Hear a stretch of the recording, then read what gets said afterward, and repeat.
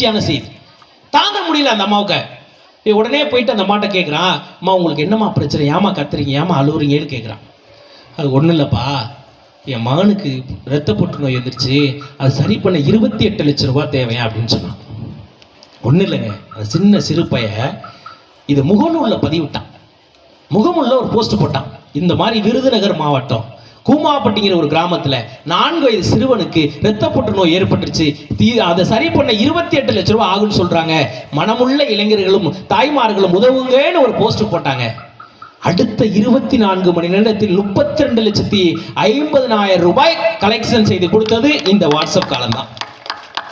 ஏன்னா நாம நல்லா இருக்கிறோம் அப்படிங்கிறத தாண்டி நம்ம பக்கத்து வீட்டுக்காரன் நல்லா இருக்க கூடாது அப்படின்னு நினைக்கிற காலகட்டத்தில் எங்கேயோ பிறந்த ஒரு குழந்தைக்கு 4 வயது சிறுவன் நல்லா இருக்கணும்னு சொல்லி இன்னைக்கு உலகத்தில் உள்ள எல்லாரும் 5 ரூபா 10 ரூபா 50,000 1 லட்சம் வெளிநாட்டில் வாழ்றவங்க கூட போட்டு ஒரு உயிரை காப்பாற்றலாம் அப்படின்னு சொன்னா இந்த காலம் பொற்காலம் இல்லையா?